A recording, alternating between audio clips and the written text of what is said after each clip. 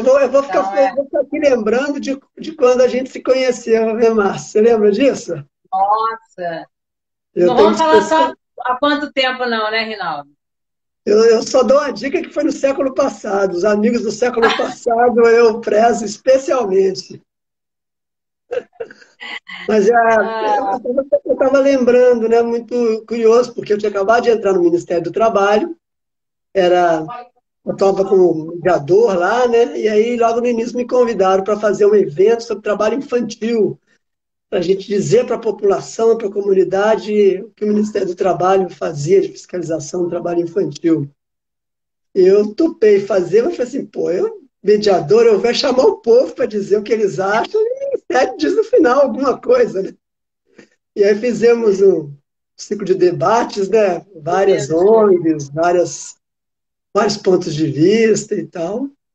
E também nesse lugar da mediação, né? De que não é só o Estado que se incumbe de fazer as coisas, ele tem que fazer as coisas. Mas nada É. como a gente fazer juntos, né? E aí, a partir daquele encontro, a proposta de, enfim, a gente se reunir regularmente, né?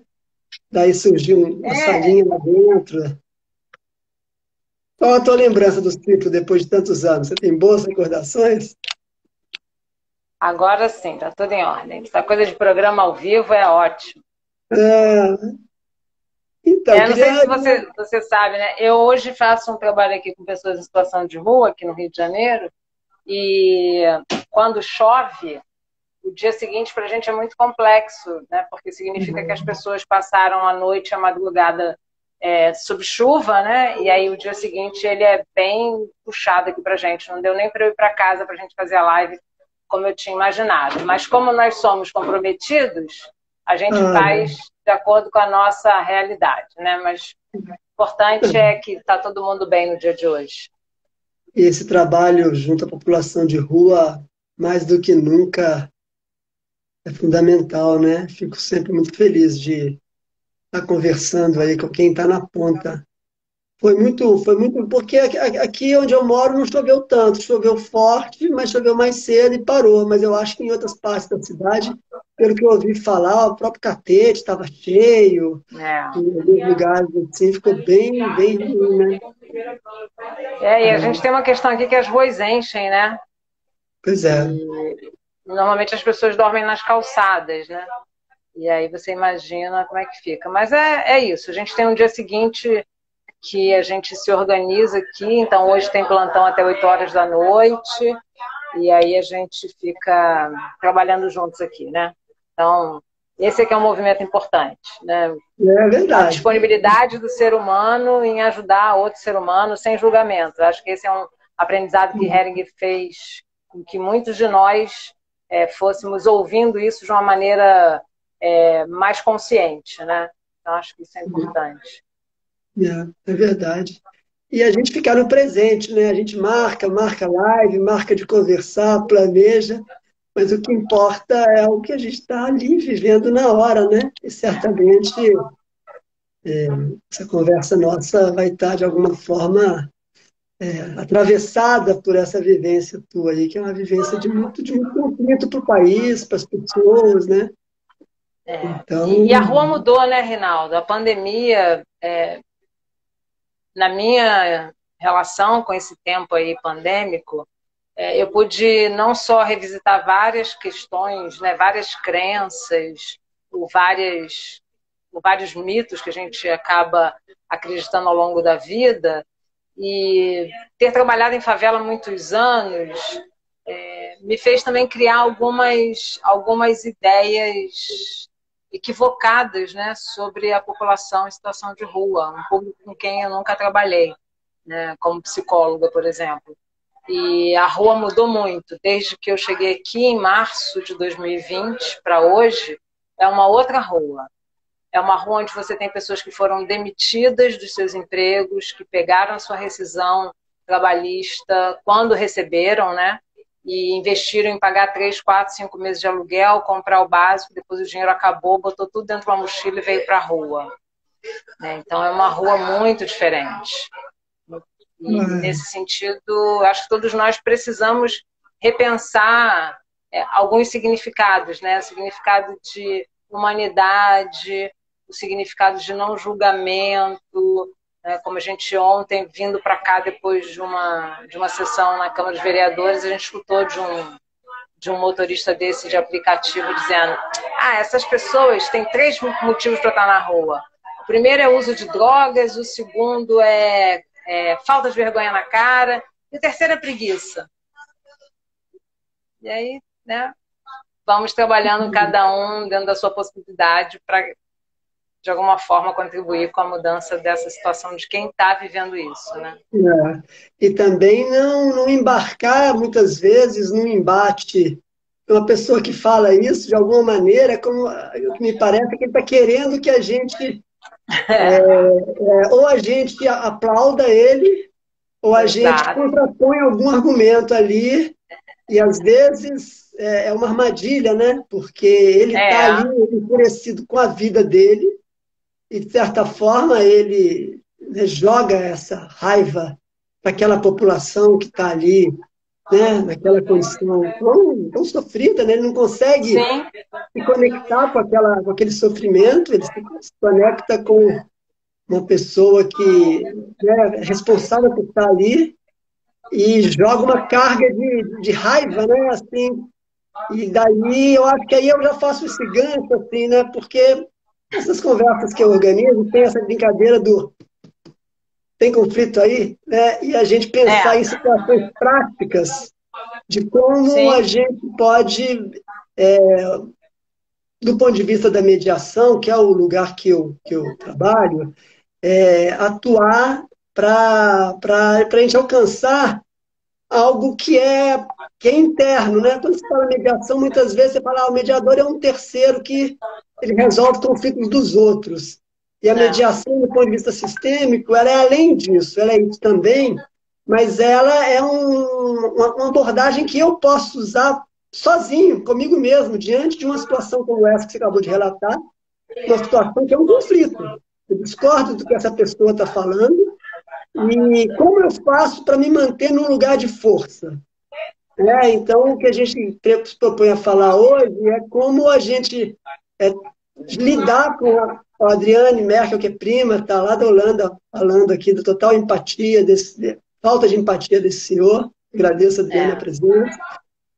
E assim, né, você aí falou de Heringer, né, e a gente trouxe esse tema hoje aqui, e eu fico imaginando que a abordagem do Heringer tem todo um lado ligado à psicanálise, mas tem também um lado da experiência dele ligado à vivência na África do Sul, que tem muito a ver com a espiritualidade.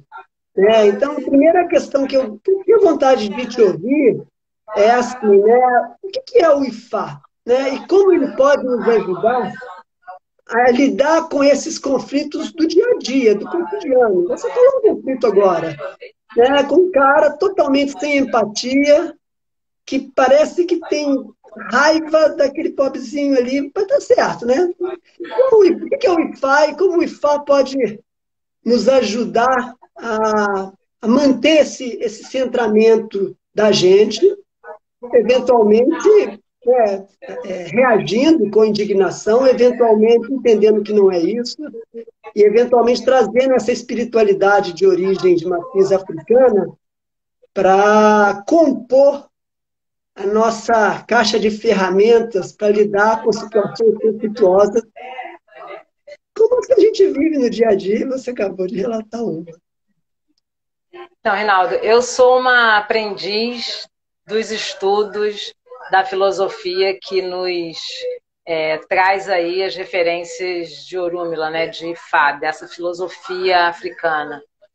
Aprendiz mesmo, então o que eu tenho feito é traduzido esses ensinamentos junto do meu cotidiano, junto à minha experiência, para ficar, inclusive, mais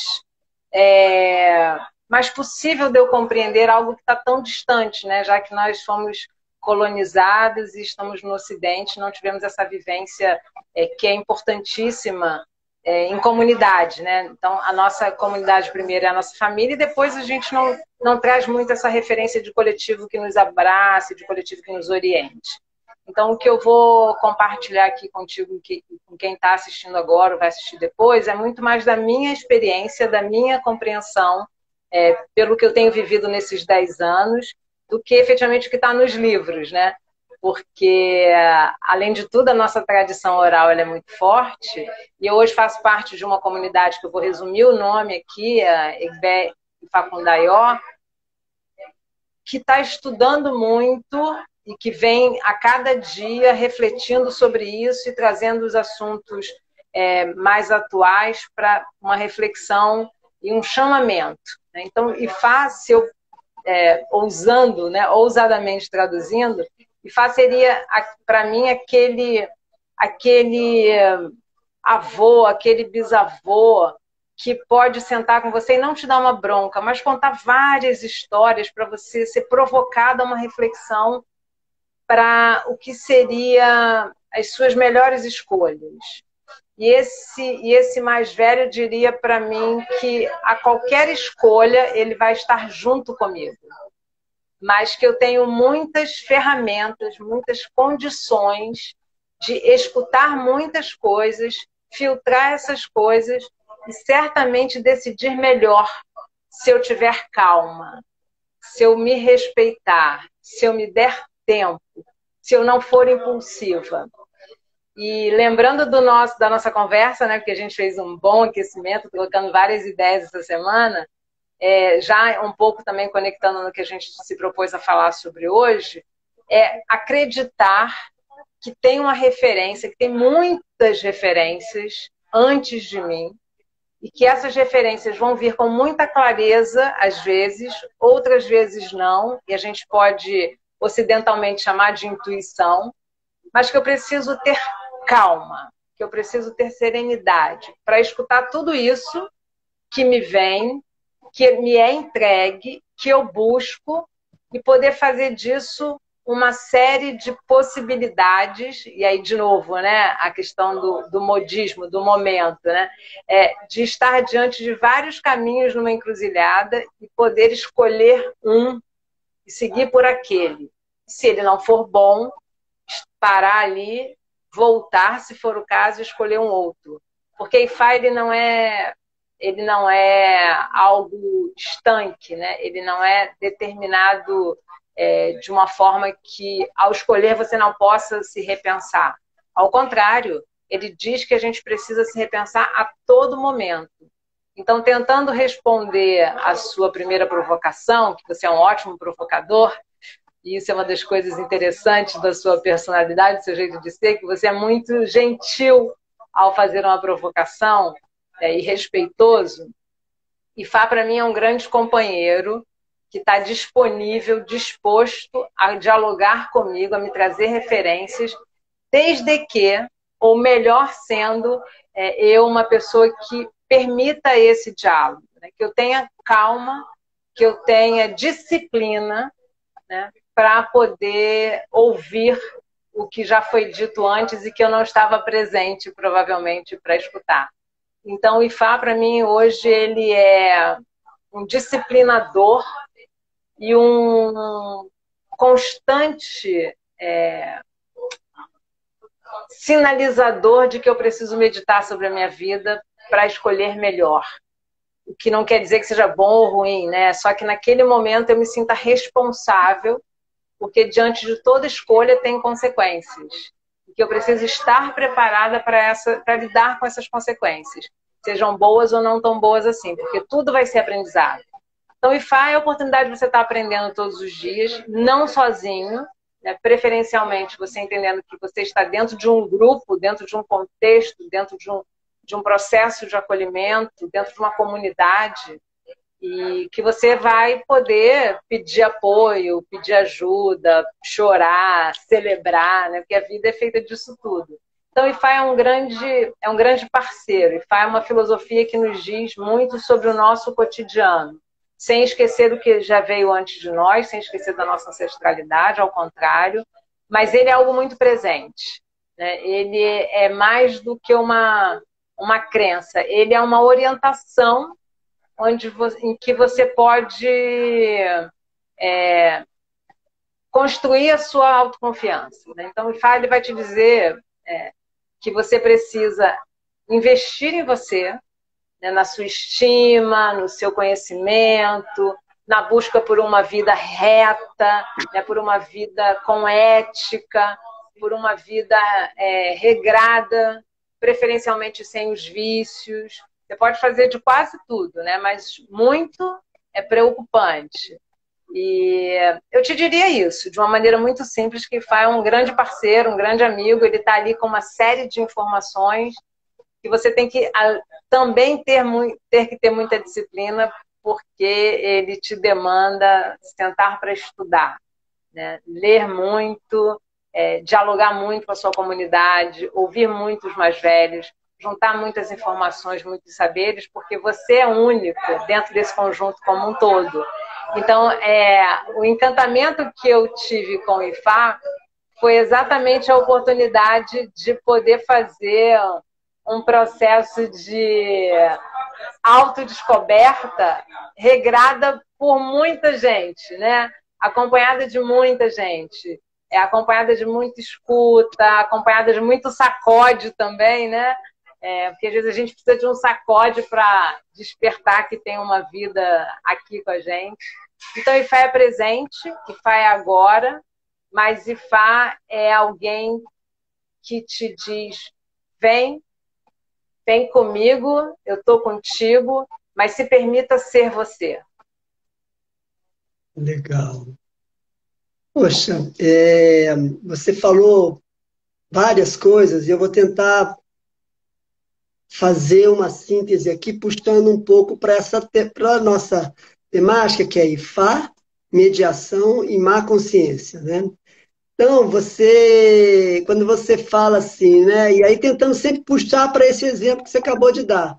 Depois de uma noite de muita chuva no Rio de Janeiro, populações de rua vivendo uma situação de muita vulnerabilidade, um chofer de táxi que passa todo o trajeto acusando os moradores de rua de serem preguiçosos e tudo mais, né?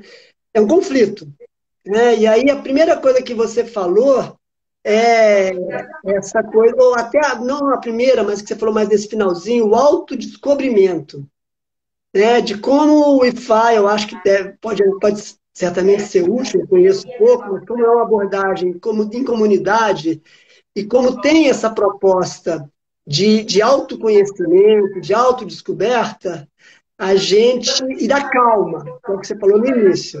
Tem tudo a ver com o que a gente fala na mediação de conflitos. Diante de um conflito, antes da gente tomar uma atitude, quando a gente percebe que aquilo nos atingiu, que aquilo nos incomodou, o conflito tem a ver com isso. O conflito não é um passeio no parque, o conflito é algo que nos atinge, né? Algo que nos incomoda.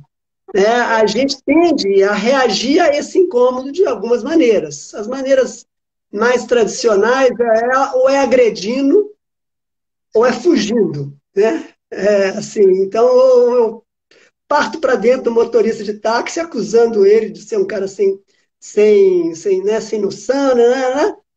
Ou então eu, apesar da minha raiva, eu engulo aquela raiva e fico ali remoendo que é a fuga. Eu não vou entrar no confronto.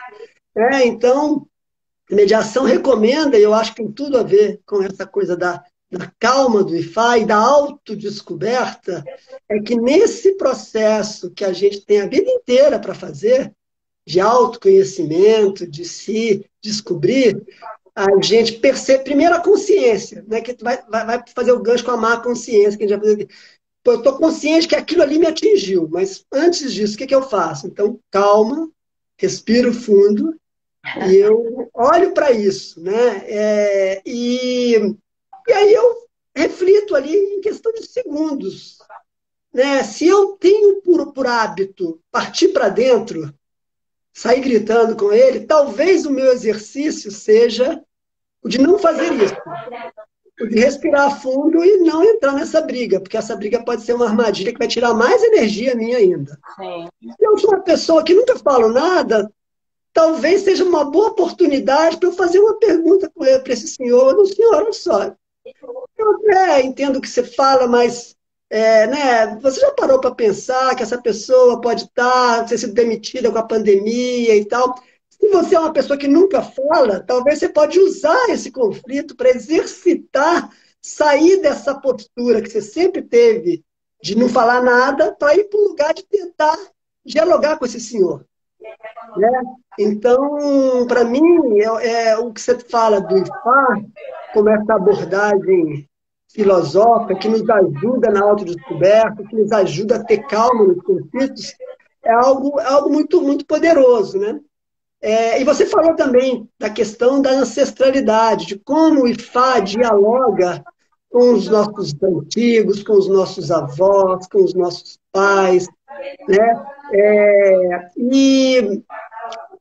E aí eu queria trazer um pouco também, porque muitas das vezes, se a gente é uma pessoa muito agressiva no extremo, ou muito calada, que sempre aceita tudo no outro, é possível e provável que esse traço de personalidade da gente tem a ver com essa nossa ancestralidade. Tem a ver, muitas vezes, que eu sou um cara muito agressivo, porque o meu pai era um cara muito agressivo, o meu avô já eventualmente até bateu em alguém muito fortemente, eventualmente ele assassinou alguém num impulso de raiva, e aquilo chega para mim, dentro da minha família, como algo tão pesado que eu ou nego isso, me calo diante dos conflitos, ou eu reproduzo isso de uma maneira inconsciente. Né? Então, assim, a gente tem na psicanálise muito da gente visitar a infância da gente, para a gente tentar entender o que houve ali naquela criança que muitas vezes foi traumatizada por determinados eventos e tal, que fazem com que a gente hoje, na vida adulta, não só tenha atitudes, como atitudes que repetem um padrão que nos é prejudicial. Essa foi a grande descoberta do Freud. Ele falou assim, olha, muitos dos nossos sintomas não são só da consciência, tem também do subconsciente, aquele trauma da infância que eu nem me lembro que existe, mas aí o terapeuta ajuda a gente a voltar no tempo e ampliar a nossa consciência para isso. Né? O Jung, e depois o Hering, falou de uma coisa maior ainda, que é o inconsciente coletivo.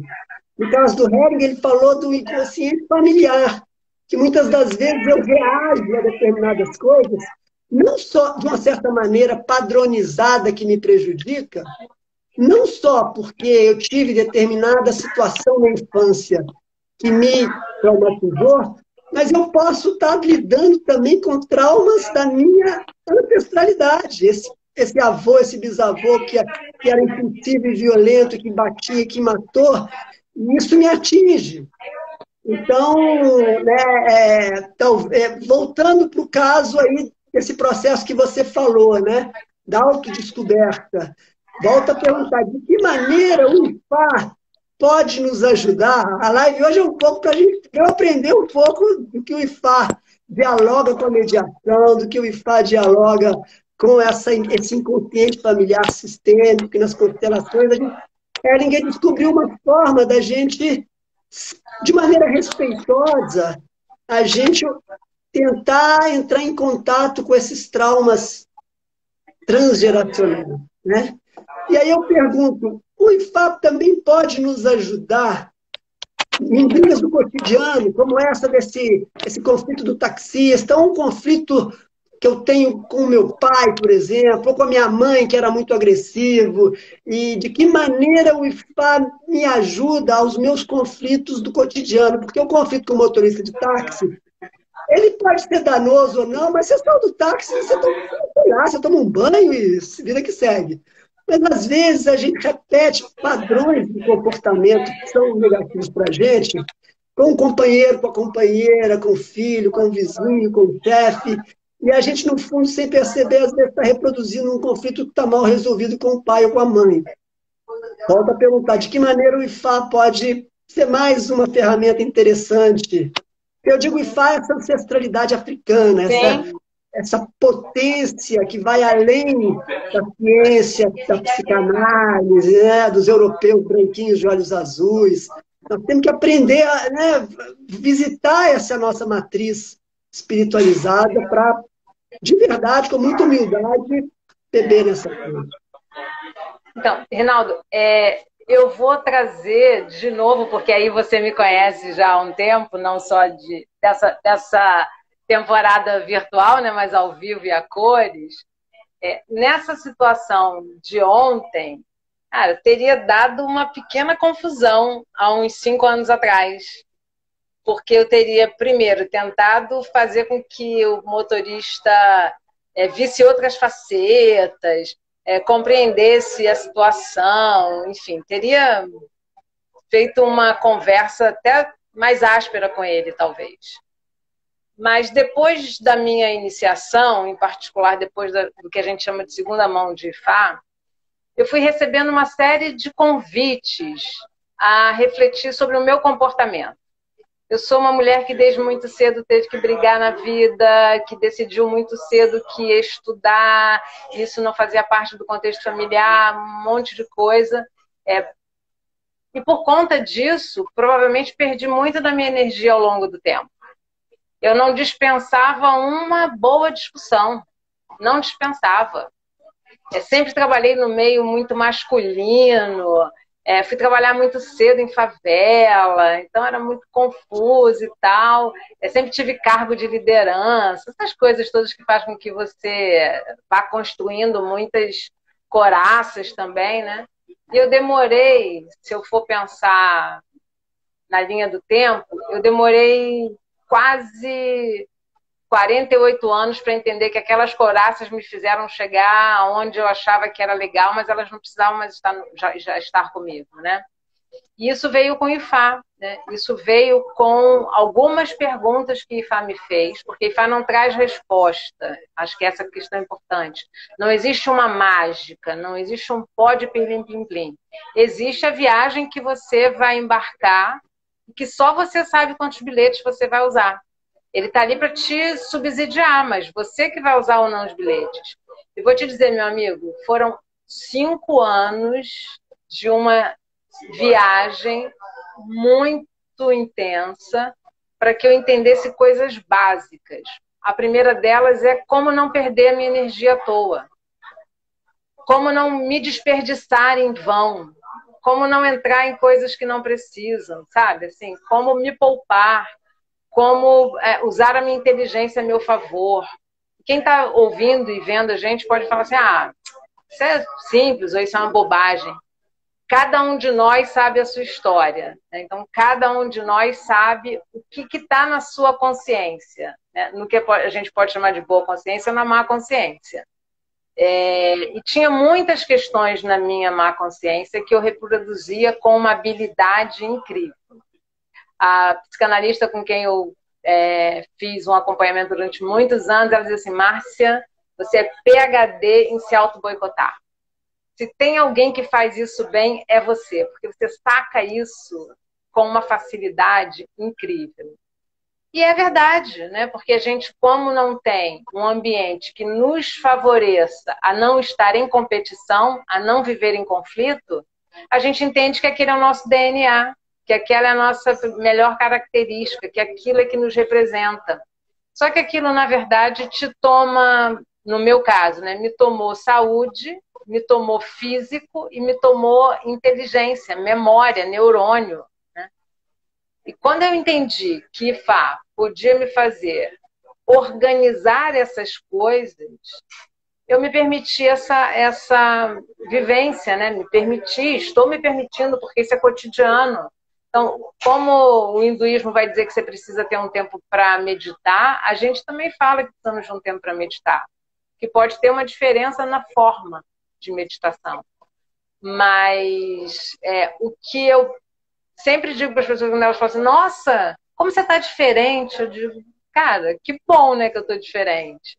Porque quem me conheceu no século passado provavelmente fica olhando e diz, tem alguma coisa errada com a Márcia. Eu digo, agora que tá certo, agora que tá ficando bacana. né? Porque era muito impulso, Rinaldo. Eu era movida a impulso. Qualquer pilha, eu já estava no 550 fácil, né? Então, não tinha dia, não tinha nada.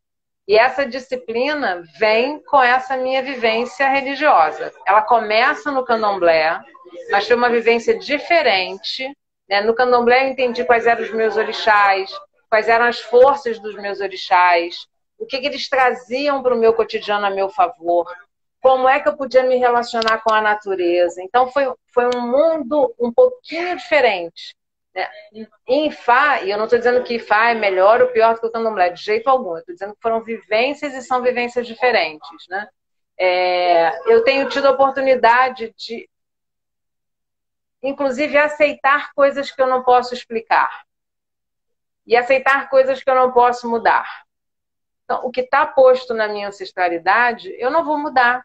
O que eu posso fazer daqui para frente, né? Então, muito do que eu tive de conflito, eu vou reconhecendo lá nas histórias anteriores. E eu, como alguém muito encantada pela educação, porque eu digo que a educação mudou a minha vida, gostaria muito que esses diálogos pudessem acontecer nas escolas, né? Para que a gente pudesse ir conhecendo as nossas histórias, ir perguntar em casa. Eu não sei se foi numa conversa contigo, uma conversa na minha comunidade, que a gente estava falando da importância de conhecer a história dos nossos anteriores, né? Para saber quem ele era, como ele se comportava, quais eram as questões que ele dava valor, quais eram os talentos que ele tinha, quais eram as características mais interessantes, as mais desafiadoras, porque isso tudo nos compõe, né? Isso tudo somos nós hoje. Então, a meu ver, ele faz exatamente isso. Ele é a oportunidade de você investir nessa viagem interna, com alguém que vá podendo, né, com a comunidade que vai podendo te auxiliar nessa compreensão, nessa tradução. E pena que eu cheguei tarde, né? Hoje eu digo isso, é uma pena que eu cheguei tarde. Mas como existe um tempo bom para tudo, eu não choro por esse tempo, ao contrário, eu quero aproveitá-lo melhor daqui para lá, né? Já fiz 50 anos, né? Então já comemorei meio século. Eu quero aproveitar melhor o meio século, provavelmente, que eu ainda tenho pela frente. Então, quando a gente se encontra nesse diálogo no mundo sistêmico, eu vejo que tem muitas confluências sobre a compreensão desse mundo que a gente pode e deve se responsabilizar por ele, né? Então, o Ifá, ele traz essa possibilidade da pessoa se olhar sem tantas cortinas, né? E sendo provocado a olhar para aquilo que a gente faz de conta que não existe, que está no vizinho, que está naquele colega, naquele amigo, mas que está na gente. Que você falou, quando alguma coisa do outro me toca, é porque está em mim, né? Está comigo, está aqui. Então opa, tocou aqui, como é que eu posso fazer isso diferente do que eu sempre fiz? Isso fração de segundo, né? Lá para aqui, aí você pronto, vai ali, toma uma decisão e foi, né? Aí de noite, na hora que eu fui meditar o dia, eu falei, gente, assim como ele, tem muita gente. Então, o nosso trabalho aqui precisa, inclusive, ter um cunho de acionar outras sinapses dessa pessoa, né, para que ela possa olhar e ver se ela pensaria um pouquinho mais diferente, se ela repensaria, se ela se permitiria pensar um pouco diferente, mas talvez seja só uma poeirinha, né, um pólenzinho de provocador para ela acrescentar outras questões nessa reflexão dela sobre essa situação de pessoas em situação de rua. Para além disso, eu não tenho o que fazer nesse momento. Eu sigo com as minhas questões, mas ela vai seguir com as dela, né? Talvez ela já tenha vivido isso de alguma outra forma, com alguém da família, e deixa ela com a história dela lá. Eu não preciso embolar a minha com ela. E essa foi a melhor aprendizagem que eu tive nos últimos 3 anos. 2 anos e meio na minha comunidade atual. E foi uma comunidade que se fortaleceu na pandemia. A gente costuma dizer que a gente não perdeu esse tempo, a gente ganhou esse tempo. E foi uma comunidade, que por termos muitas pessoas de outros lugares, uma comunidade que ainda não se encontrou presencialmente, a gente foi encontrando vários mecanismos de apoio, de ajuda mesmo, quando o bicho pegou e não tinha trabalho e estava faltando suprimento alimentar. Então, foram vários os movimentos, continuam acontecendo vários movimentos, mas o movimento que eu mais senti, que eu fico muito feliz, é esse movimento de você poder entender que cada um é um, mas que todos nós estamos juntos. Isso é incrível, isso é fantástico no mundo cada vez mais individualista. Você saber que por WhatsApp você conhece alguém que você gosta pra caramba, por WhatsApp, assim, sabe? Pelo Zoom. Eu nunca vi as pessoas, e elas estão no Zoom. E a gente se encontra e eu acordo às vezes pensando, mando mensagem, como se eu a conhecesse há muito tempo. Então, opa, desculpa, fiquei animada aqui. Então, isso é uma questão importante, né? Como que, na medida em que você vai compreendendo que aquele tanto de conflito que você viveu, aquele tanto de raiva que estava entupindo você, e você vai, né, organizando, vai abandonando uma série de coisas, porque eu te falo de coração, assim, eu abri a mochila, meu amigo, e o que eu tirei de coisa dessa mochila, né, muito apoiada por Ifá, né, nesse momento de se repensar, de acalmar-se, de respeitar-se. Eu não tenho muita coisa de grandes elaborações, não. Ifá, para mim, é muito simples, né? É retidão, humanidade e felicidade. Eu não estou falando de conta bancária. Talvez isso tenha sido a segunda maior aprendizagem, Ifá. A gente não está falando de conta bancária, porque eu estou falando no momento que a minha conta bancária não é a que eu já tive, né? E eu estou me sentindo muito feliz com o que é possível viver hoje. Tá podendo dialogar com você sobre má consciência. Que até outro dia estava assistindo uma palestra onde a gente ouviu uma referência de Nietzsche falando sobre isso, né? Como que a gente se engana nessa movimentação acelerada da sociedade, que é de consumo, que se você não tem, você não que se você não faz, você não vive, né? Nada disso, né? A sua forma de viver é sua. E se você está ali com seus princípios éticos bem consolidados, vá viver em paz, porque a vida também ela vai te favorecer no seu bem-estar, né? Então, quando a gente se propôs a falar de má consciência, eu falei, caramba, Rinaldo vai mexer em casa de marimbondo. Mas a gente está aqui para falar sobre isso também, né? Sobre essa ancestralidade que está aqui na gente o tempo inteiro e que a gente precisa olhar o que não é tão bonito assim, o que não é tão simples assim, mas que é possível da gente revisitar, da gente compreender e da gente olhar para isso de uma outra forma, se for o caso, se não está tudo certo também. Essa ideia para mim também já foi pro ralo, já está, né? Eu quero saber de coisas muito simples, assim, sabe? Quero saber do meu bem-estar, do seu bem-estar, do bem-estar de quem está por perto. Quero estudar para aprender mais e poder auxiliar outras pessoas, para além da minha profissão de psicóloga, né? Então, acho que compreendendo o mundo desse jeito, a gente também amplia a nossa forma de colaborar com as pessoas. É tão melhor do que o tempo que eu vivia no conflito, ou fazendo, ou criando, ou vivendo, assim, sabe? Então é muito mais saudável. Eu posso te dizer isso com muita tranquilidade. É muito mais saudável. Eu hoje teria ficado aflita de não ter podido ir para casa para cumprir o nosso compromisso. Falei, opa, espera lá. Tá aqui, tem um celular, tem um carregador, uma sala, vai ter um pouco de barulho, mas tá ok. Vou explicar o que está acontecendo, tá tudo certo, né? As coisas estão aqui. Mas eu teria ficado ansiosa, agitada, esbaforida. Tá bom, é isso que temos. Você falou da tua função de psicóloga, né? E eu também tenho. O lugar do mediador também é um lugar do ajudante, né? E muitas vezes a gente, sem perceber, a gente entra num lugar que pode ser até usado essa situação do táxi, de eu vou salvar o outro. Eu vou mostrar para ele que ele está errado e eu estou certa. O terapeuta, o psicólogo tem que tomar muito cuidado, porque, na verdade, ele é um ajudante, mas ele acompanha o cliente a fazer os passos caso o cliente queira. Ele acompanha o morador de rua para determinadas ações, caso ele queira. Né? Porque ele pode não querer, e seria uma arrogância da gente querer salvá-lo ou fazer algo a contragosto. Né? Mas, Márcia, eu queria usar esse exemplo teu para tentar aprofundar um pouco esse conceito da má consciência, que, para mim, é dos conceitos mais sofisticados da psicoterapia, sistêmica do Hellinger. Né?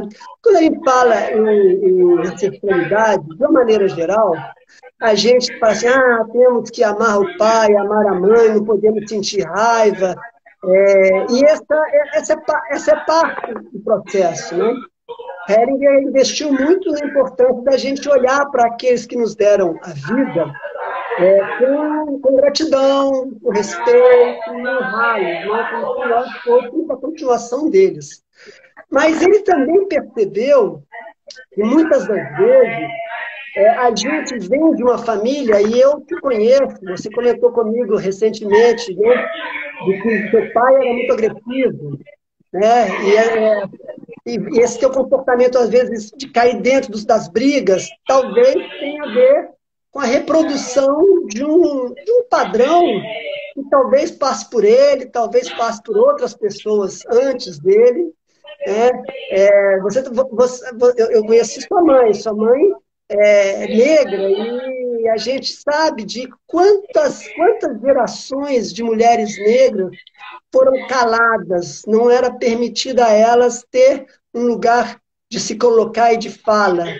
Então, muitas das vezes, esse lugar teu de cair dentro dos conflitos e poder falar e ser ouvida e não morrer numa fogueira em decorrência disso, tem a ver também, pode ter a ver com uma lealdade inconsciente a todos esses anteriores que vieram antes de você. Né?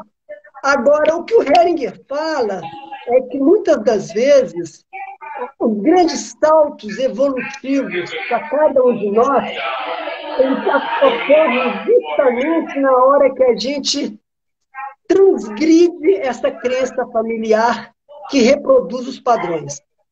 Né? Ele fala assim, bom, se toda a minha família tem um histórico de agressividade, de cair dentro dos conflitos, de brigar, e de convencer o outro de que tem razão, inconscientemente é bem provável que eu tenha uma lealdade com esse padrão.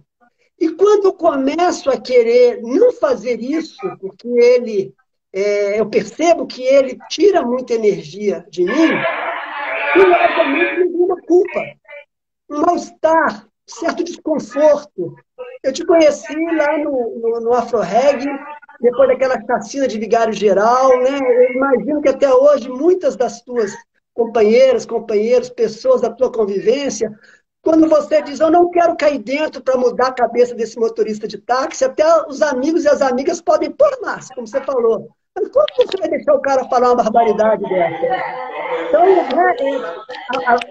a reação de uma pessoa que tem uma lealdade inconsciente, familiar, de agressividade e de brigar muito, quando ela reage fazendo igual, ela até se desgasta.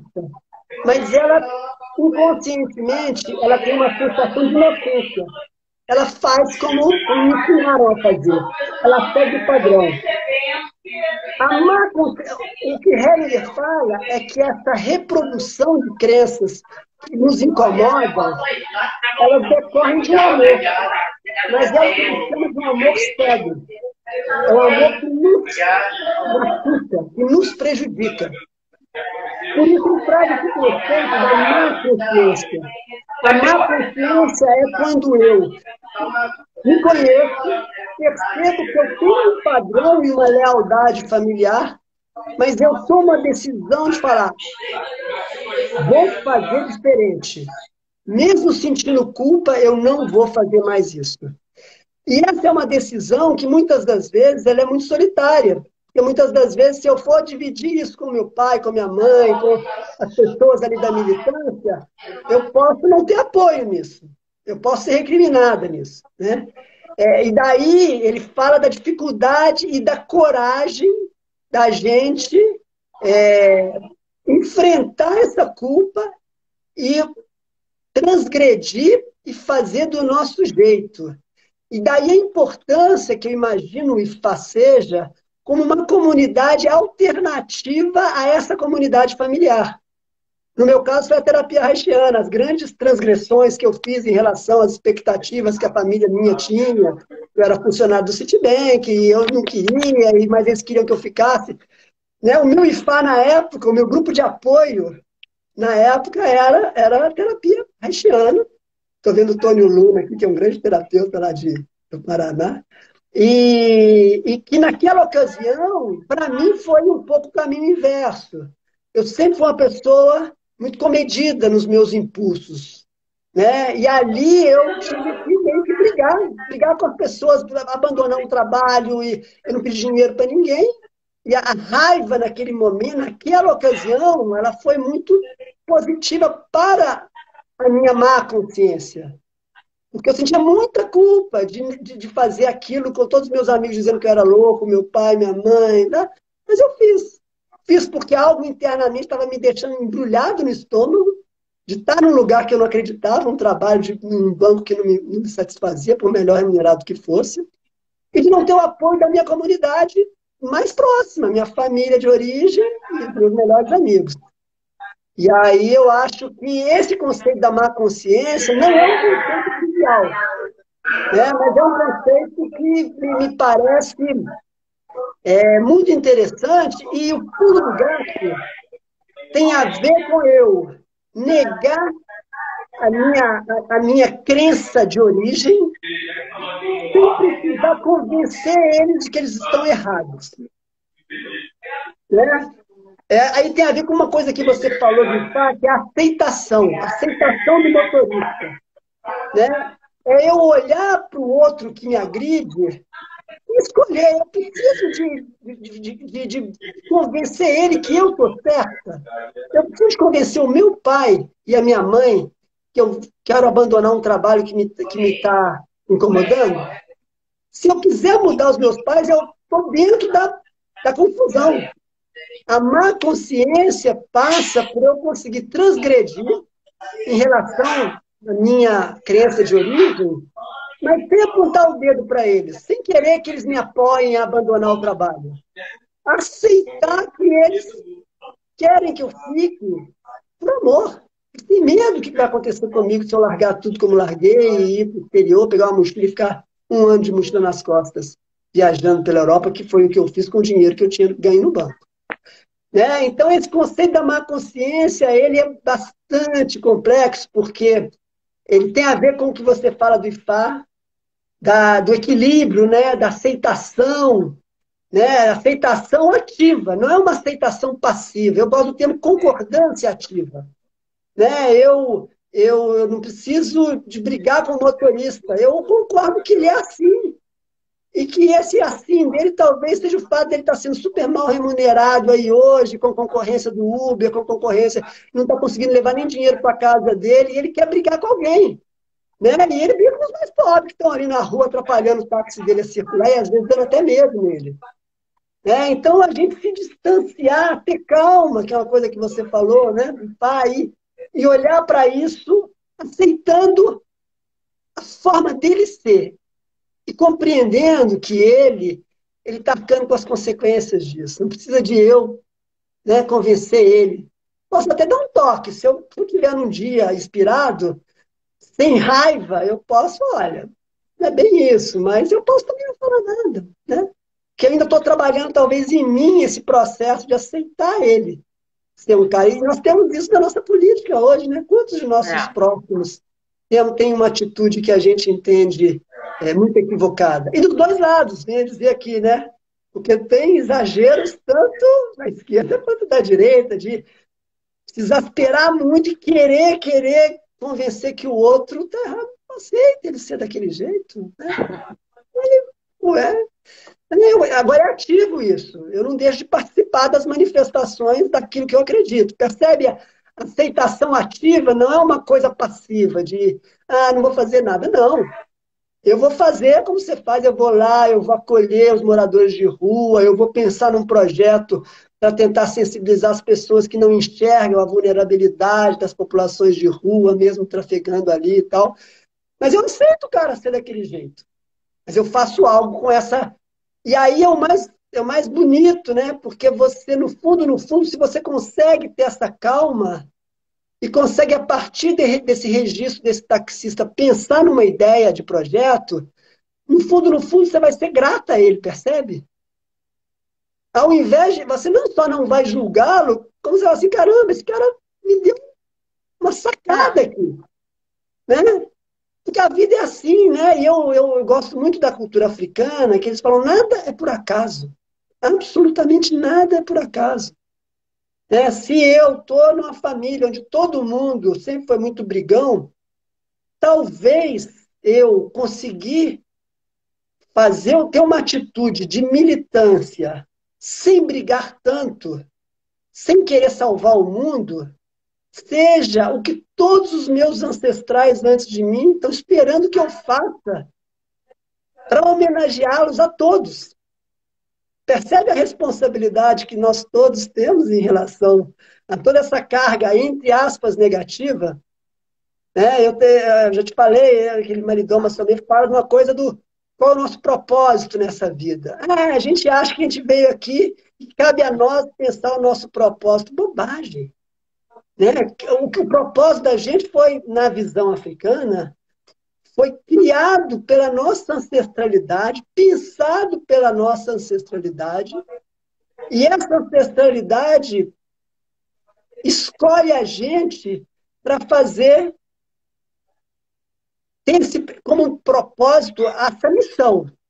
E se provavelmente eu venho de uma ancestralidade muito agressiva, talvez o meu propósito seja continuar na militância, mas sem ser algo tão pesado e tão pouco efetivo. Porque é óbvio que se eu tiver essa calma que você fala, que o IFA propõe, é provável que eu seja muito mais efetiva no meu trabalho, no meu convencimento, do que aquela coisa, né, muito do desgaste, da briga e tal. Não sei, né?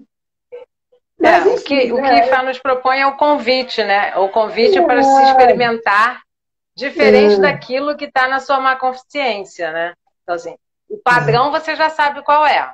Inclusive, já reconhece algumas consequências. Se você se permitir um pouco mais, você consegue criar uma forma mais interessante a seu favor. E aqui eu não estou falando daquele movimento que vou dar uma rasteira em alguém para eu me dar bem. Não, estou falando do movimento que como eu posso fazer aquela situação ser diferente e melhor para que eu sofra menos, para que eu me cuide mais.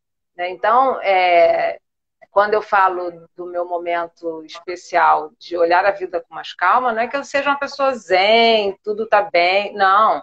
É que eu faço ponderações. Era uma questão que eu não fazia. Eu não ponderava, eu não respirava. Então, às vezes, eu até falo para as pessoas: dá uma pausa, dá só uma respiradinha, agora me diz o que está acontecendo. Porque às vezes só precisa isso, né? Nós somos menos complexos do que a gente se mostra, né? E nós temos mais capacidades do que a gente às vezes gostaria de ter. Né? E ontem, depois de uma determinada conversa que nós tivemos em comunidade, eu fui tentar estudar ainda um pouco à noite, né? E aí me deparei com uma série de questões do quanto essa questão da má consciência, ela vira uma zona de conforto para algumas pessoas.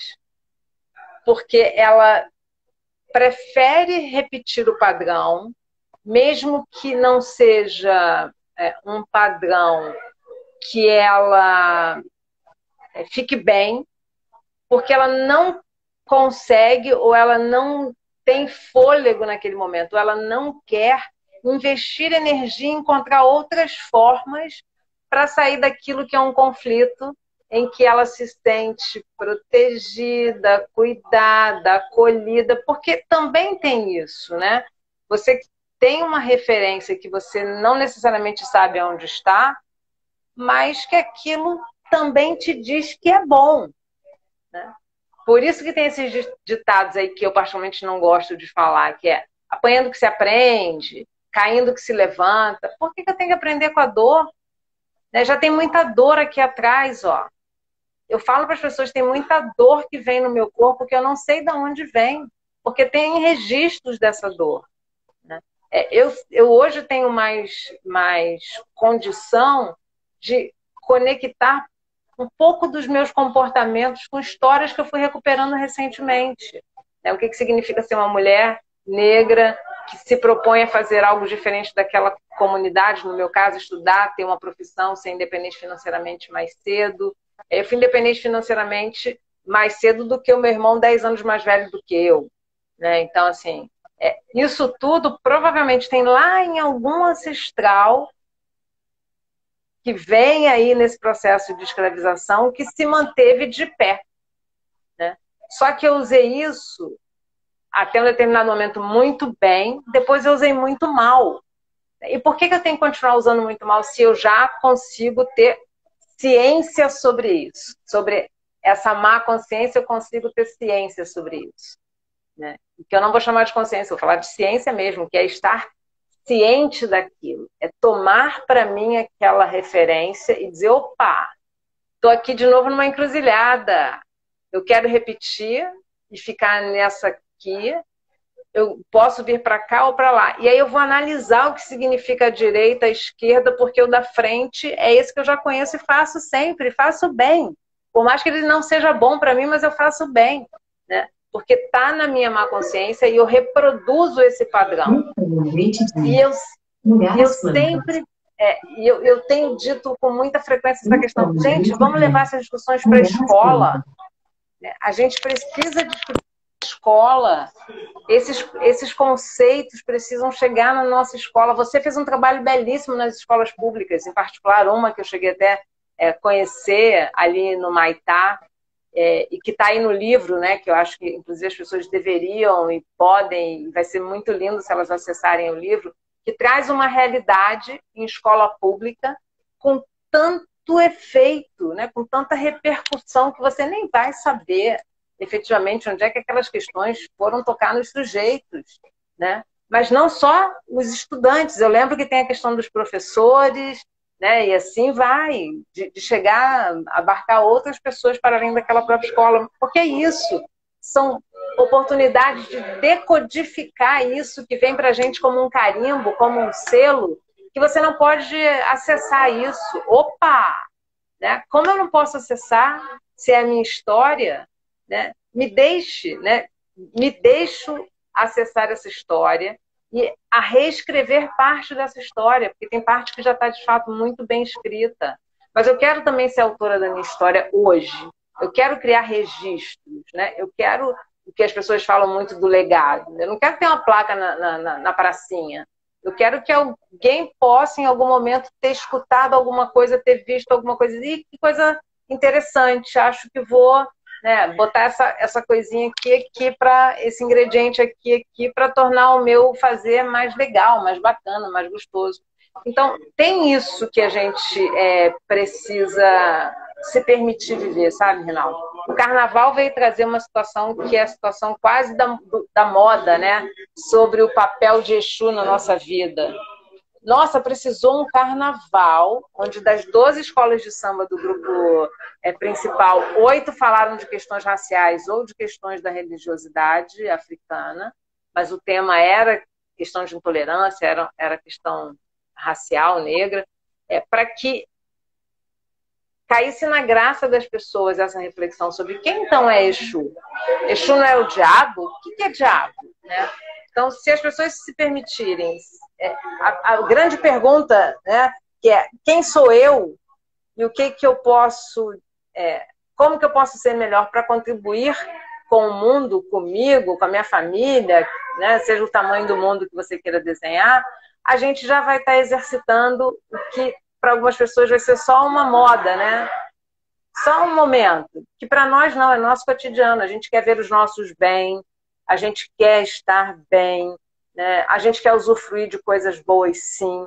A gente quer prosperar dentro do que a gente chama de prosperidade, que é uma cidade com menos lixo, que é gente não passando fome, né? Que é a possibilidade de você ter 5 minutos para fazer a sua meditação. Enfim, né? Cada um vai desenhar a prosperidade como achar melhor. Mas para a gente é algo muito simples. Eu estou falando para a gente agora, fazendo um recorte para a comunidade onde eu estou, porque a gente tem falado sobre isso todos os dias praticamente, né? E não é que ela seja a melhor comunidade do mundo, tem conflito, tem questões, mas é que a gente está se dispondo a, nesse momento, vivenciar os ensinamentos de Ifá, como eles são, né? Sem mirabolância, sem carnavalizar nada. É só como eles são. Como são as pessoas. Não, eu falou tantas coisas aí.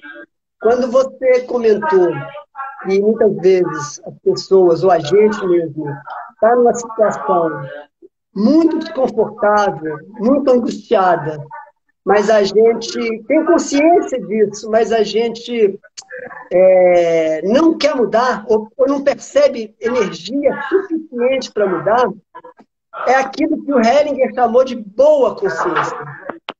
Boa consciência no sentido que eu sempre agi assim, provavelmente os meus pais agiram assim, provavelmente os meus amigos próximos agem assim. Então, eu agindo assim, eu estou ferrada, mas eu pertenço. Eu faço parte desse grupo, eu faço parte dessa crença familiar, eu faço parte desse grupo de amigos, eu faço parte dessa ONG. Por isso que é tão difícil, e está tudo certo. E se a pessoa quiser passar a vida inteira num mau casamento, mas porque eventualmente ela não sente forças para romper com isso, está tudo certo, né?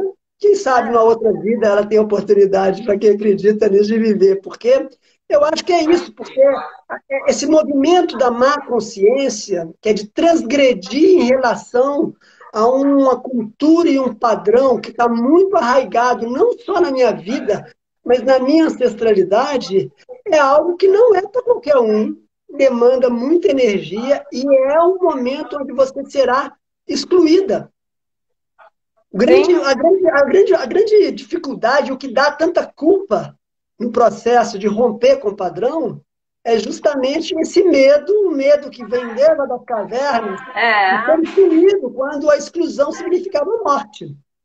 Então, daí, se você tem um grupo de apoio, como no teu caso é o IFA, como no meu caso lá era um grupo de terapia Rachana, fica menos difícil, porque eu não estou sozinho. Eu abro mão de um grupo de pertencimento, mas eu tenho gente aqui ao lado falando, vai, porque tá de boa.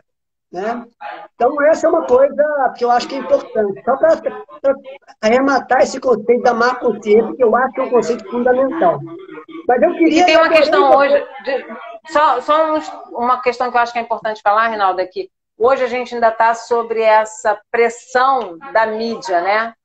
Da mídia social, do Instagram, Facebook, que é isso, você tem que estar feliz o tempo inteiro, você tem que estar com uma roupa linda o tempo inteiro, você tem que estar com tudo o tempo inteiro para cima, né? Tudo o tempo inteiro o melhor e tal. Não é assim, a nossa vida não é assim o tempo inteiro, né? E você talvez pertença a vários grupos e sair de um não vai te deixar menos gente, né? Assim, decidir que aquele grupo naquele momento não é a sua melhor relação, tá tranquilo, né? Escolher é bom. Né? Escolher faz parte. Sair e chegar também faz parte, né? Estou vendo ali, ruim de ler aqui, a Cláudia Valéria, lá do CIPRO, se eu não me engano, também entrou aqui falando que essas situações acontecem com o filho, agradecer a presença dela, a Ana entrou aqui também. Agora, Márcia, você falou da grande celebridade do carnaval, Exu, e eu adorei você falar, porque é muito interessante, né? Como de fato virou uma situação totalmente celebrada, né, por todos. E eu tenho acompanhado com essa coisa da cultura africana um processo que já está em andamento, daquele Nisso Fino, que fez uma tese de doutorado falando da pedagogia das encruzilhadas, Sim. onde ele contrapõe essa lógica muito europeia e muito baseada, né, num padrão de filas, de performance, a uma fonte de inspiração de matriz africana, né? E aí você esteve lá na escola acompanhando o meu trabalho, me deu essa honra, e eu uso nesse trabalho nas escolas uma pedagogia sistêmica desenvolvida por uma alemã chamada Marianne Frank, que foi uma discípula de Hering, né? E o trabalho que a gente faz nas escolas é totalmente alinhado com essa cultura africana. Então, vou te lembrar lá um pouco do que a gente fazia e você vai me dizer se eu estou certo, se eu estou errado. Né? A gente, ao invés de botar as crianças tradicionalmente naquelas salinhas, um olhando para as costas dos outros, a gente leva elas, faz um círculo e bota elas todas uma ao lado das outras, né? Onde você faz parte de um coletivo, onde você provoca elas a olharem para os seus colegas, verem que eles são diferentes e dizer para eles: eu vejo você. Está tudo certo. Às vezes a gente escolhe algum para passear pela roda, olhando nos olhos dele e dizer: agora para, faz, eu vejo você. Porque, no fundo, o pertencimento e a falta do pertencimento, que é o que é tão difícil para a má consciência, é o que muitas vezes nos faz não ter a força de romper um padrão que nos angustia, é que, bem ou mal, aquele padrão ali, eu estou acostumado, né? Ir para um lugar diferente talvez essa coisa de não ser visto, né? E isso é assustador. Então, em sala de aula, o efeito que você bota as crianças em roda para dar uma aula com elas uma ao lado das outras, tem um efeito. Mais do que isso, né? Eu começo a olhar para as crianças e falar com elas o que, de fato, eu vivo no papel de facilitador. Olha só, vocês aqui não estão sozinhos. Eu vejo atrás de você seu pai e a sua mãe, porque eles estão atrás de você. Eles estão presentes em você, porque aí eu brinco com eles, né? DNA, biologia, né? Você é 50% pai, 50% mãe. E eu, de fato, no lugar ali de um professor, é muito importante eu honrar essa coisa aqui. A cultura africana tem muito forte, certamente o IFA também, da gente respeitar e aceitar os pais dos alunos também como pessoas que chegaram primeiro na vida deles do que a professora. E muitas vezes, os professores daquele aluno que não aprende ou que bate em todo mundo têm uma tendência a ter um olhar crítico para esses pais.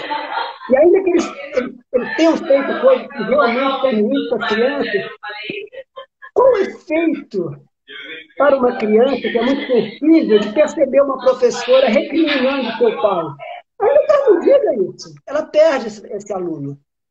Então, esse olhar da aceitação e não julgamento, dessa aceitação e concordância ativa da professora dentro de sala de aula, é de aceitar aqueles pais do jeito que eles são, que são agressivos, está tudo certo na casa deles. Aqui na minha sala, a regra é outra. Aqui, se agredir, vai ter consequência. Exatamente. Mas então aqui é melhor do que lá? Não, não tem uma regra, nem um valor que é melhor, nem que é o pior. Na sua casa, é do seu pai, da sua mãe, e eles estão certos, a casa é deles. Aqui na escola tem outras regras. São nem melhores, nem piores, são diferentes. Né? E a gente ordena eles por ordem de idade na roda. Qual o efeito disso? Né? De novo, é você dar responsabilidade. Às vezes aquele menino e aquela menina que com 12, 13 anos já tem 3 repetências, já é uma pessoa que eu não sei nada e tal. Você coloca ele ao teu lado esquerdo como professor e diz, olha, vocês são os alunos mais importantes porque vocês chegaram na vida na frente. E vocês têm uma responsabilidade de me ajudar a gerenciar os conflitos aqui, ajudar os mais novos. de repente eles mudam o comportamento deles, porque é o relato das professoras, né? Então, essa ideia da gente criar movimento, criar roda, dessa encruzilhada, e eu gosto desse conceito da pedagogia da encruzilhada, como um conceito que tem muito a ver com a mediação, no sentido em que ela não é algo que exclui nada. Para mim, encruzilhada também, além de te colocar várias opções, ela é um encontro de opções. Então, às vezes, eu vejo algumas falas em defesa dessa cultura do fortalecimento dessa África que está esquecida e que nunca teve espaço, que eu acho maravilhoso, mas eu acho que o desafio é a gente valorizar toda essa sabedoria, essa espiritualidade africana, sem precisar de negar os avanços que a aprendizagem, que a escola tradicional teve. Porque é muito complicado a gente chegar também numa escola com uma professora que está acostumada a trabalhar 20 anos fazendo de um jeito, Sim. e você dizer, olha, está tudo errado, você tem que fazer desse jeito, da África é assim. Não. Vamos juntar as coisas, vamos aproveitar aquela pedagogia tradicional que aquela escola tem, que aquela professora desenvolveu durante os seus 20, 30, 40 anos de militância. Não vamos negar isso, mas vamos agregar isso a algo que foi negado, que foi excluído, que foi impedido de ser educado nas escolas. Então, a gente pode perfeitamente falar de uma história de uma África anterior à escravidão, com grandes reis, grandes rainhas, desenvolvidas cientificamente, junto com uma civilização que avançou, que é científica e tudo mais. Então, eu acho, enfim, queria saber de você aí, estamos falando já 1h15 aqui, mas a gente pode, é um prazer para mim, eu queria que também te ouvir um pouco aí, se você, não sei como é que está o teu tempo também, estou vendo que você está desde cedo aí também, não quero exagerar na dose. É que o pessoal está saindo talvez... aqui, estão preocupados de eu ficar sozinha. Pois é, então faz um encerramento aí, eu já fico aqui muito contemplado com essa nossa conversa, como sempre, né, Márcia? É muito bom conversar contigo. Aliás, desde terça que a cabeça não para de pensar. Mais, né? Tem uma questão quando eu vi você trabalhando lá na escola, que foi quando você organizou as crianças por idade. Eu falei, olha a sabedoria aqui, né? Que é isso, o mais velho pode não se sentir um estranho, porque para o mais velho também tende-se a dedicar menos atenção, né? Ele é mais velho, já passou do meu raio de preocupação, que é a importância que ele tem em estar naquele coletivo sendo uma referência. Não que ele seja a única pessoa a organizar as ideias, ou o mais velho que tenha a única referência, mas ele para nós, na nossa cultura, ele é um sábio, sim. Por isso que a gente cuida tão bem dos mais velhos, né? E a gente cuida dos mais velhos em vida, isso é importante dizer, né? Em vida, a nossa honraria enquanto eles estão aqui com a gente, né? Depois nós seguimos com essas honrarias, mas aí já como memória, como afeto, né? Mas o que a gente leva daqui? É o estar juntos, né? Então, quando eu te vi organizando as crianças daquele jeito, eu falei, cara, que sacada isso. Eu não conhecia nada de Hering ainda. Eu falei, gente, que incrível, né? E como eles foram se olhando e como eles foram se respeitando. E a gente está falando de um grupo que não era um grupo tão tranquilo. Eu lembro bem disso. E isso é uma questão importante, né? Que é como a gente vai reconhecendo e como nós vamos aprendendo sem arrogância. Então, quando eu te vi organizando as crianças daquele jeito, arrogância zero do ponto de vista de um para um, mais alto na frente, sabe? Era aquilo, todo mundo no mesmo plano, sentados no chão, se eu não estiver enganada, naquele dia, conversando, com possibilidade de deslocar o olhar para onde fosse, porque sempre teria um olhar para encontrar. Então, acho que isso que é importante, é você ter a certeza de não olhar para um lugar sem outro olhar te encontrando, né? Então, o que você propôs ali é o que a gente faz na nossa orientação filosófica, né? E não só IFA, eu acho que a África vem nos dizendo isso, né? Sempre terão mãos para te acolher. Em alguns momentos te farão provocações para que você reflita. E podem ser provocações duras, difíceis para você, né? Mas você não estará sozinho na busca pela resposta. Seja qual resposta você encontrar, você não estará sozinho. E é isso que eu tenho aprendido na nossa relação de amizade. A gente se distancia, se aproxima, mas eu tenho certeza que eu posso contar com você. Eu tenho certeza que em momentos do seu cotidiano você emana bons pensamentos para os seus amigos e eu estou incluída neles. Então isso já me deixa muito feliz, eu já agradeço todos os dias por acordar, por dormir, pelo dia vivido e por estar aqui, né, com você, com quem nos assistiu, agradecer quem entrou, quem pôde ficar até agora, quem só pegou um pedaço e está tudo certo, quem vai nos ouvir mais para frente. Então é dizer que é bom, né? É muito bom. E te agradecer mais uma vez pela oportunidade de dialogar. Querida, eu que agradeço. Eu vou fazer o jabá aqui do livro, né? Se alguém que assistir se interessar, chama-se Mediações Sistêmicas nas Escolas, editora Argumento, e Já já está em está qual edição? Quinta? na sexta edição. Sexta Impressionante, né? edição, tá Não vendo? imaginava que fosse ter interesse para De livro de fácil leitura, histórias reais com respeito a todos os participantes dessa história real, né? Na verdade, o livro fala do primeiro ano lá que foram oficinas com as professoras, porque essa coisa da hierarquia. Eu cheguei lá, eu queria trabalhar com as crianças e com os adolescentes, mas estamos primeiro sabendo das professoras, o que está acontecendo? Né? E aí elas estava todo mundo entrando em licença e a oficina chamava-se Professoras à beira de um ataque de nervos, porque estava todo mundo Isso, eu adoecendo, lembro. muito Eu difícil e lembro. tal. E aí, no final do livro, tem 2 estudos de caso já com as crianças. Uma lá da favela dos Guararapes e Uhum. outra do CIEP. A gente também, Projeto Girassol, é importante registrar aqui, a Isso. ONG que já está há 20 anos atendendo e utilizando a psicanálise como ferramenta de apoio para os alunos. E a gente faz essas oficinas em parceria com eles. Tem ainda o Abílio Borges, que é uma escola de adolescentes ali no Maitá também. Também no Maitá, pertinho da Cobal. Que é bem interessante também, porque as crianças muitas vezes saem do CIEP e vão para o Abílio Borges. Isso. Geralmente, esse último ano do CIEP é um ano de muita angústia. Eu sempre Uhum. atuo nas salas que a diretora diz para mim que está dando problema. E a Sim. gente, nessa transição, a gente geralmente faz uma dinâmica onde a gente bota uma criança representando o aluno, e bota atrás 2, e bota atrás 4, e bota atrás 8, representando os ancestrais, e aí pede, e bota na frente uma pessoa representando a próxima escola, e pede para eles olharem para a próxima escola e depois sentirem a força de quem está atrás.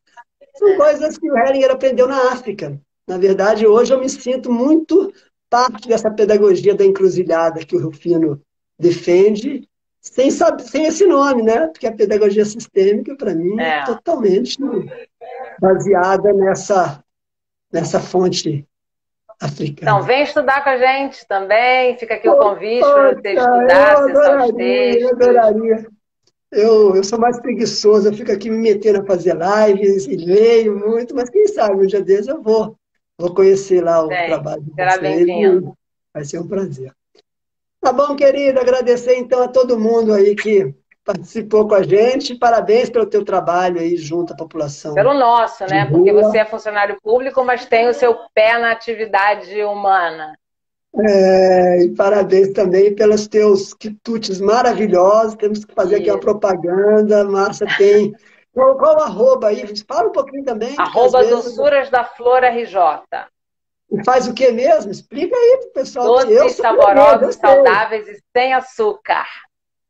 Uma delícia sem açúcar. Todo mundo pode comer com tranquilidade, feitos com muito esmero por mim. Espero que em breve por outras mulheres negras ou não negras, que é um negócio pensado para autonomias femininas, né?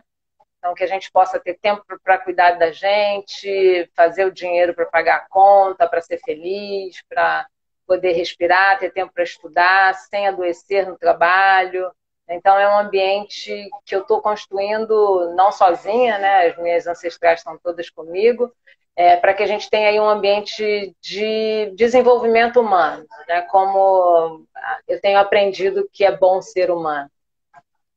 E tratar do estômago, né? Tratar do corpo, não só Oh, das emoções, mas também do estômago. Ó, a Cláudia vai virar freguesa. Para te fazer encomendas e saber dos produtos, tem algum arroba? É o seu arroba Márcia Florencio isso. Oficial, não é Não, isso? Doçuras da Flor RJ. Arroba Ah, Doçuras da arroba Flor do RJ. É um símbolo amarelo com a logo em tom de vinho vermelho. Venha, Maravilha. Cláudia, diz que estava aqui que você tem um mimo super especial para receber.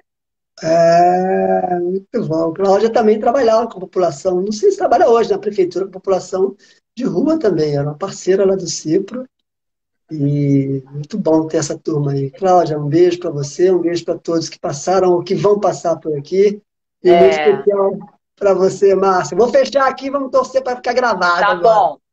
Vai. O que tiver que ser será. Beijo grande. Tchau, valeu. Tchau. Até a próxima. Até, deixa eu ver aqui.